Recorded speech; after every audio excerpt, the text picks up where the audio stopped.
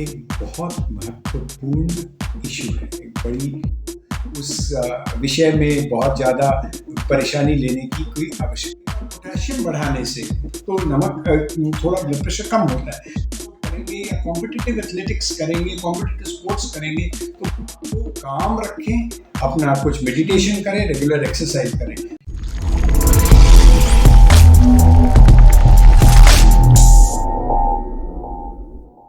नमस्कार, मैं विजय कुमार पुनिया। आपका हमारे चैनल पर स्वागत है। मैं बैठा हूँ जनकपुरी के अंदर सुपर स्पेशलिटी हॉस्पिटल। जनकपुरी का सबसे बढ़िया क्वालिटी बेस्ड माना हुआ हॉस्पिटल है और हमारे साथ डॉक्टर अनिल ढाल सर है जो कि कार्डियो स्पेशलिस्ट है।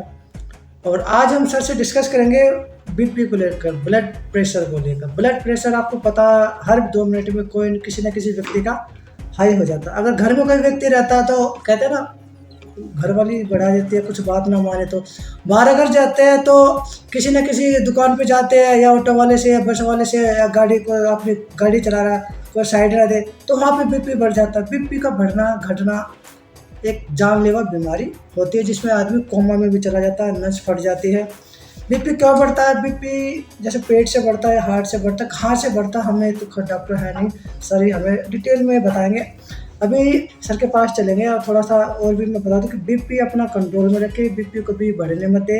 घर में शांत रखे, बाहर शांत रखे, पड़ोस में भी शांत रखे, जहाँ भी आपको ठीक लगे बीपी अपना शांत रखे। और अपना खाना पीना भी अच्छा खाए। क्या खाना वो भी सर से अभी जानकारी लेते हैं। तो चलते हैं सर, आपका चैनल पर, हमारा चैनल पर आपका स्वागत है। नमस्कार। थोड़ा डिटेल वजह से परिचय दीजिए आप। अरे, मेरा नाम डॉक्टर अनिल ढाल है। मैं एक हृदय रोग विशेषज्ञ हूँ और जनकपुरी सुपर स्पेशलिटी हॉस्पिटल में प्रोफेसर ऑफ कार्डियोलॉजी हूँ। तो आज विजय जी ने कहा कि हम जिक्र किया कि रक्तचाप के बारे में, के विषय में हम थोड़ी सी डिस्कशन करेंगे। रक्तचाप एक बहुत महत्वपूर्ण इशू है, एक बड़ी संगीन प्रॉब्लम है, क्योंकि अगर हम देखें तो हमारे मुल्क में हर तीसरा अर्बन एडल्ट जो है उसको वो रक्तचाप से ग्रसित है। अब अगर हम बोलें कि इतना ज़्यादा रक्तचाप है तो उसका मायने क्या है? क्या ये दाहिने बाँह की बीमारी है? क्या ये बाएं बाँह की बीमारी है? जी नहीं। रक्तचाप का मायने एक तो पहले अंडरस्टैंड करिए कि क्योंकि हम इसको अंग्रेजी में हाइपरटेंशन कहते हैं, मेंटल टेंशन का इसके साथ कोई डायरेक्ट लिंक नहीं है।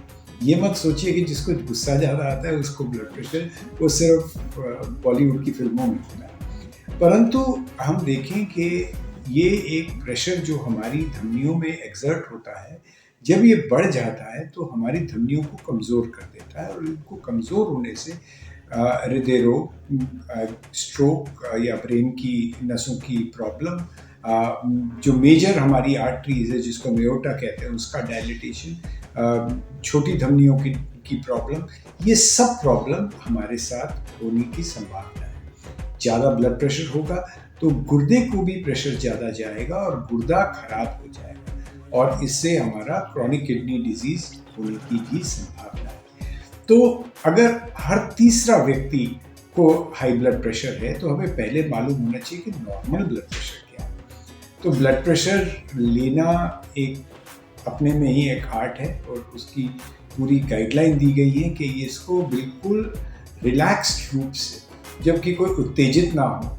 और जब ये डॉक्टर के पास जाते हैं तो मैं तो कई बार ऐसा मरीजों को बोलता हूँ कि आप किसी पीटीए मीटिंग में नहीं आए हो कि पेरेंट टीचर एसोसिएशन मीटिंग में कि आपका कोई आप पास या फेल हो गए, ऐसा नहीं है। आप बिल्कुल सामान्य रूप से जाइए, मन को रिलैक्स करिए। इनफैक्ट हम आइडियली बोलते हैं कि 5-10 मिनट किसी भी इंटरफेरेंस से मुक्त होकर, रिलैक्स होकर तब ब्लड प्रेशर की जांच कराइए, प्रेफरेबली सिटिंग पोजीशन में। और सिटिंग पोजीशन में टोटली रिलैक्स, अगर हमने आधा घंटा पहले तक कोई कॉफ़ी पी हो या चाय पी हो या हमने कई बार किसी ने धूम्रपान किया हो तो ब्लड प्रेशर इससे तब्दील हो सकता है। अब ये नॉर्मल ब्लड प्रेशर हम जानते हैं कि 110-70 होता है, 120-80 का एक भावना हम लेकर चलते हैं बहुत सालों से, एक मेजरमेंट। और हाई ब्लड प्रेशर कब कहलाता है इसका हमें ध्यान देना पड़ता है। नॉर्मली हमने देखा गया है इंश्योरेंस टेबल से कि 140/90 से ज़्यादा अगर ब्लड प्रेशर होता है तो आपकी शॉर्ट, मीडियम और लॉन्ग टर्म की सर्वाइवल को इम्पैक्ट करता है। मायने कि इससे कम रखना हमारे लिए फायदेमंद है। जब मैं अंडर ग्रेजुएट स्टूडेंट था, मैं 78 में डॉक्टरी कोर्स ज्वाइन किया, 82 में डॉक्टर बना। तो जब मैं अंडर ग्रेजुएट स्टूडेंट था तो हमें बोला जाता था कि वृद्ध लोगों में, बुजुर्गों में 100 प्लस एज तक का सिस्टोलिक ब्लड प्रेशर नॉर्मल है। परंतु अब हमने रियलाइज किया कि वो भी शायद नॉर्मल नहीं है, वो भी एबनॉर्मल है और उससे भी हमें कम रखना चाहिए। इसलिए हमारी चेष्टा होती है कि ब्लड प्रेशर को 140/90 के रेंज में हम रखें। अब ब्लड प्रेशर नापते कैसे हैं? आजकल तो बहुत ऑटोमेटेड इंस्ट्रूमेंट्स आ गए हैं, तो इसलिए आपको उस विषय में बहुत ज़्यादा परेशानी लेने की कोई आवश्यकता नहीं। कुछ कुछ रिस्क फैक्टर्स हैं हाई ब्लड प्रेशर के। नमक ज़्यादा लेना, मोटापा होना, ये आलस रखना, ज़्यादा फिजिकल एक्टिविटी ना करना, इन सब से ब्लड प्रेशर बढ़ सकता है। क्योंकि अगर हम देखें, अगर 100 लोगों को हाई ब्लड प्रेशर है तो 94-95 लोगों को कोई एक कारण नहीं होता जिसके कारण ब्लड प्रेशर बढ़ता है।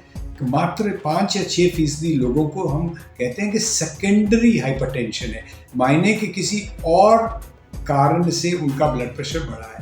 पर ज़्यादातर जो लोग हैं उनको हम कहते हैं इसेंशियल हाइपरटेंशन, मतलब उनका अपने एक स्वायत्त रूप से उनका ब्लड प्रेशर बढ़ा है और इसको हमें कंट्रोल करने के लिए प्रयास करना है। अब इसका कंट्रोल कैसे करना है, ये एक अपने आप में एक इश्यू है, क्योंकि कई बार पुराने ज़माने में जो हमारी दवाइयाँ थी वो ब्लड प्रेशर को कंट्रोल जरूर कर देती थी, पर उनके अपने साइड इफ़ेक्ट इतने ज़्यादा होते थे कि मरीज़ ज़्यादा तंग होता था। पर आज की तारीख में जो हमारी दवाइयाँ हैं वो बहुत बहुत बहुत इम्प्रूव हो गई है। तो फर्स्ट स्टेप जो ब्लड प्रेशर का है, वो कंट्रोल का है, वो यही है कि हम अपने आहार, व्यवहार, विचार, इसको ध्यान दें। नमक कम लें, थोड़ा सा शांत जीवन व्यतीत करें, थोड़ी सी मेडिटेशन करें, रेगुलर वॉक्स करें, अपना वजन जो है नियमित रखें, ठीक रखें। बहुत ज़्यादा चटोरापना जो आजकल होता है कि चाट की दुकान, बीकानेर वाला, हल्दीराम में लोग ज़्यादा जाते हैं, तो वो उससे हमारे नमक का सेवन, जैसे अचार है, अचार, पापड़, मुरब्बे, कई बार जैम तक में भी नमक होता है, क्योंकि प्रिजर्व करने के लिए सॉल्ट उसमें डलता है। तो इन सब चीज़ों से ब्लड प्रेशर डायरेक्टली बढ़ता है। पर पहली चीज़ है कि हमें आहार, व्यवहार, थोड़ा वॉकिंग करें, वेट का ध्यान दें, मेडिटेशन करें। पर अगर हमें दवाइयों की आवश्यकता है तो डॉक्टरी सहायता से, सलाह से हम अच्छी दवाइयाँ जिनसे कोई ज़्यादा साइड इफ़ेक्ट नहीं होते, वो लेकर हम एक तरह से डवटेल कर सकते हैं कि जो व्यक्ति को जो समस्याएं हैं और जो बाकी कोमॉर्बिडिटीज है, उनके अनुसार हम लोग दवाई प्रिस्क्राइब करते हैं और ब्लड प्रेशर का कंट्रोल हो सकता है। आप ये मानिए कि ब्लड प्रेशर कभी भी एक लेवल नहीं रहता। तो लोगों को ये आइडिया है कि उनका टेस्ट हो रहा है, उनका इम्तहान हो रहा है, जब वो डॉक्टर के पास जाते हैं तो उनका ब्लड प्रेशर बढ़ जाता है। तो इसको हम कहते हैं व्हाइट कोट हाइपरटेंशन। तो ये, क्योंकि ब्लड प्रेशर, जैसे अभी विजय जी ने जो शुरू में बताया, तो मैं हंस रहा था, क्योंकि देखिए, अगर आपको कल शेर फॉलो कर रहा है और आपको दौड़ना है तो आपका ब्लड प्रेशर तो बढ़ेगा, क्योंकि उस टाइम तो फ्लाइट और फ्लाइट में तो एक तरह से कायनात ही आपका ब्लड प्रेशर बढ़ाती है, वो फिजियोलॉजिक है। पर अगर वो सस्टेन्ड रूप से बढ़ेगा तो वो हमारे ऑर्गन सिस्टम को डैमेज करेगा और वो पैथोलॉजिक है, और उससे हमें आगाह रहना है, उसको हमें प्रिवेंट करना है। किसी व्यक्ति का ब्लड प्रेशर एक नहीं होता सारे दिन, अगर आप डॉक्टर के पास, अप डाउन होता रहता है, और ये समझना आवश्यक है, क्योंकि ये ना हो कि आप समझें कि जब आप आए हैं, जिस प्रकार मैंने कहा व्हाइट कोट हाइपरटेंशन, कई लोगों का जब वो डॉक्टर के पास आते हैं तो ब्लड प्रेशर कम भी हो जाता है, इसको हम कहते हैं मास्क्ड हाइपरटेंशन। तो इन सब चीज़ों को संदर्भ में रख के हम ब्लड प्रेशर असेस करते हैं। कई बार घर पे रिकॉर्डिंग कराते हैं, कई बार एम्बुलेटरी रिकॉर्डिंग कराते हैं, मतलब 24 घंटे का रिकॉर्ड, क्लिनिक में रिकॉर्डिंग करते हैं जब डॉक्टर के पास आते हैं, और फिर हम उचित सलाह देते हैं ताकि उसका उपचार हो सके। सर, मैं जानना चाह रहा कि जैसे बीपी के बढ़ता है बॉडी के, जैसे कौन से ऑर्गन से बीपी, जैसे शुगर बन जाए, पैनक्रियाज अगर अनबैलेंस हो जाए तो शुगर बनता है, तो बीपी जो पेट से बनता है, कौन सा ऑर्गन होता है जो? विजय जी, उस दिन भी मैंने आपको समझाने का प्रयास किया था कि मात्र पैनक्रियाज सिर्फ इंसुलिन ग्लूकागॉन सिक्रीट करता है, पर अन्य भी कई रीज़न हैं जो शुगर को कंट्रोल करते हैं। और जहाँ तक ब्लड प्रेशर का संबंध है तो बहुत ऑर्गन्स हैं, इसमें किडनी एक बहुत इम्पॉर्टेंट ऑर्गन है जो कि हमारे सॉल्ट और वाटर का बैलेंस मेंटेन करता है। पर कई चीज़ों से आफ्टर ऑल जो ब्लड प्रेशर बढ़ता है उसमें यही नहीं है कि हार्ट ज़्यादा जोर से पंप कर रहा है, हमारी वेसल्स की जो रिएक्टिविटी है, हमारी वेसल्स कितनी वेजो कंस्ट्रिक्टेड है, कमजोर है। हाँ, जो छोटी धमनियां हैं वो हमारा ब्लड प्रेशर बढ़ाती हैं। इसलिए कोई एक कारण नहीं हम ढूंढ सकते, जो एक ढूंढ लेगा मल्टीपल फैक्टर हो जाते हैं। जी, मल्टी फैक्टर। तो एक चीज होती है जैसे कि आपने बताया कि नमक ज्यादा खाने से बीपी बढ़ जाता है, या तली हुई चीज भी खाने से बीपी बढ़ जाता है। तली हुई चीज में अक्सर नमक ज्यादा होता है, तली हुई चीजें खाना, नमक खाना, इनसे ब्लड प्रेशर बढ़ता है। और कई बार पोटेशियम बढ़ाने से तो नमक थोड़ा ब्लड प्रेशर कम होता है। चीन में एक शोध हुआ था पिछले साल, बड़ी इंटरेस्टिंग स्टडी थी, इसका नाम था SAS स्टडी, और उसमें उन्होंने किया कि लो सोडियम सॉल्ट उन्होंने एक डिस्ट्रिक्ट में दिया और उनके उसका असर देखा एक साल के ऊपर, और देखा कि काफ़ी हद तक ब्लड प्रेशर कम हो गया।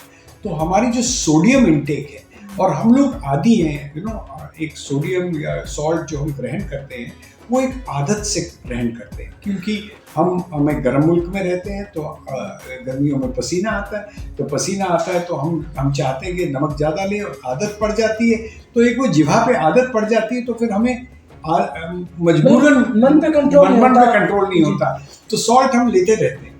और जैसे अब सर्दियाँ आ गई हैं तो तला खाना ज़्यादा खाएंगे, उसमें और नमक डलेगा। जैसे समोसे लिया गर्मा गर्म, इस तरह सर्दी में बोलते थे समोसे। नहीं, मैं लोगों की बात बता रहा हूँ, मैं समझ गया आपकी बात, आपका इशारा समझ। लोग ऐसे करते हैं, लोग, आप अपनी बात करिए ना, हम सब करते हैं। हाँ सर,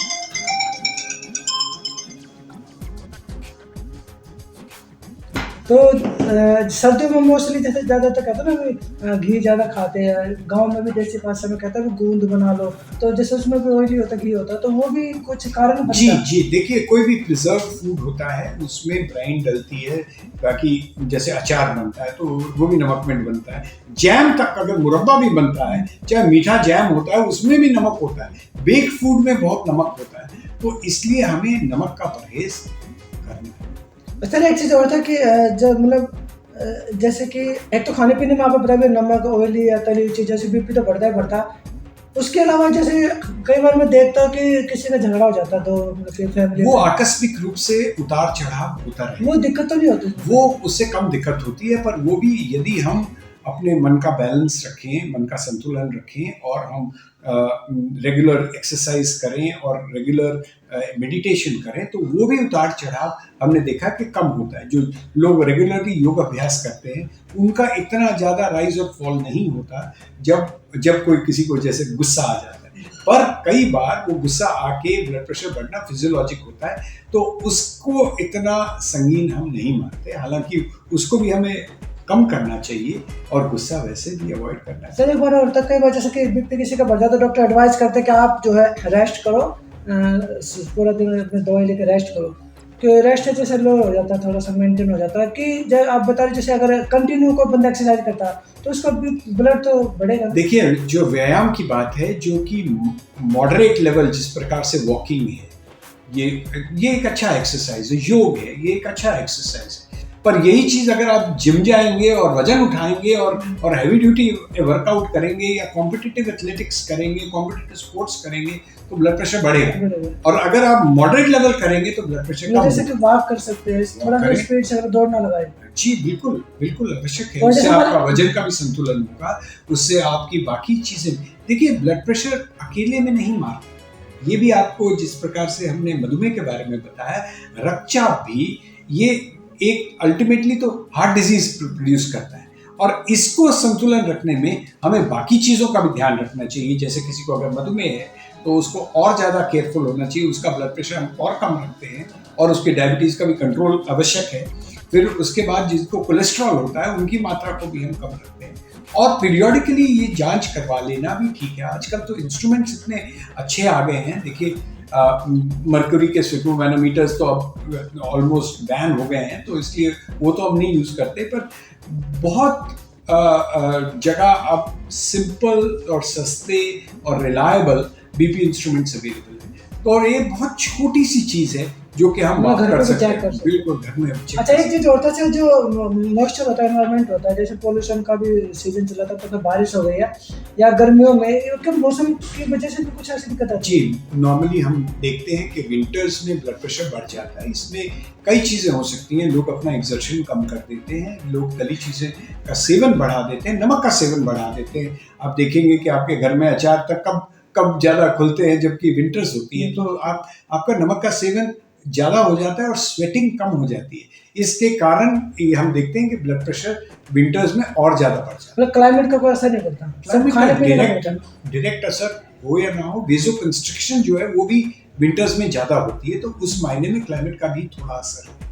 तो मोस्टली है कि जैसे जो तली हुई चीज खाते हैं और जो बीपी धीरे धीरे बॉडी पर असर डालते हैं देखिए, एकदम से अगर नहीं होता मात्र क्लाइमेट का असर होता तो जो ठंडे इलाके में रहते हैं उनका तो सबका ब्लड प्रेशर ज़्यादा होना चाहिए। ये बात बिल्कुल तो सही है। इसलिए ये सब चीज़ें कंट्रीब्यूट करती हैं। जेनेटिक बैकग्राउंड होता है, अब फैमिली हिस्ट्री भी इम्पोर्टेंट होती है हाई ब्लड प्रेशर में। पर यदि किसी को गुर्दे का रोग है, यदि किसी को गुर्दा जिसका खराब हो गया, उनके तो ब्लड प्रेशर वैसे ही अत्याधिक है। तो और वो दोबारा अपने आप से गुर्दे को डैमेज भी करते हैं। तो इसलिए ब्लड प्रेशर हम इसको बोलते हैं साइलेंट किलर। ये चीज़ सबको याद रखनी है। इसके कोई लक्षण नहीं होते। लोग समझते हैं कि आज मेरे सिर में दर्द है, मेरे कनपट्टी गर्म है या मुझे गुस्सा ज़्यादा आया तो मेरा ब्लड प्रेशर बढ़ा गया। ये एक बिल्कुल गलत फहमी है। ब्लड प्रेशर नपवाने वाली चीज़ है, ना कि किसी को महसूस होने वाली। मतलब 4-5 दिन का समय तो लगता है बीपी बढ़ने में, एक दिन में नहीं होता सारी चीजें। नहीं साहब, आप समझे नहीं मेरी बात। लोग समझते हैं जिस प्रकार आपने कहा कि गुस्सा किया तो ब्लड प्रेशर बढ़ गया, या किसी ने कहा कि मुझे सिर दर्द हुआ तो मेरा ब्लड प्रेशर चेक कर लो बढ़ा होगा। अब हम मरीज को कहते हैं कि आपका सिर दर्द हुआ तो सिर दर्द के कारण शायद ब्लड प्रेशर बढ़ा, ना कि ब्लड प्रेशर होने के कारण आपको सिर दर्द हुआ। जो ब्लड प्रेशर होने के कारण सिर दर्द होता है उसमें सडनली बहुत तेज अगर ब्लड प्रेशर बढ़े तो जाके दिमाग की नस फटती है। पर वैसे दिमाग ब्लड प्रेशर को ऑटो रेगुलेट करता है। इसलिए ये याद रखें, हाई ब्लड प्रेशर या रक्तचाप एक तो नंबर 1 मेंटल टेंशन से इसका डायरेक्ट लेन देन नहीं है, पर अपने आप को काम रखें, अपना कुछ मेडिटेशन करें, रेगुलर एक्सरसाइज करें। और नंबर 2, ये एक साइलेंट किलर है। इसके कोई लक्षण नहीं होते, इसको नपवाना पड़ता है और इसको नाप के इसका उचित अगर उपचार करेंगे, इसको कंट्रोल करेंगे, तो हम कई मीडियम और लॉन्ग टर्म कॉम्प्लिकेशंस जिस तरह हार्ट डिजीज, स्ट्रोक, गुर्दा खराब हो जाना, नाड़ियों का फैलाव हो जाना, नाड़ियों का फट जाना, इन सब से हम बच के रहें। शुक्रिया सर। तो ये थे अनिल सर, डॉक्टर अनिल ढाल सर, जो कार्डियोलॉजिस्ट स्पेशलिस्ट है जनकपुरी के अंदर। बीपी को लेकर बहुत सारी चीज़ें आप लोगों को बताइए कि आप एक तो तली हुई चीज़ें ना खाएं और नमक भी ना ज़्यादा दें और अपना बीपी कंटिन्यू चेक भी कराते रहे। और जो एक लोगों के बीच में एक धारणा बनी हुई है, जो मैं भी अक्सर देखता था लोगों के बीच में, कि भाई किसी का झगड़ा हो गया या घर में बच्चे कहना नहीं मानते तो बीपी बढ़ा, ऐसा कुछ नहीं है।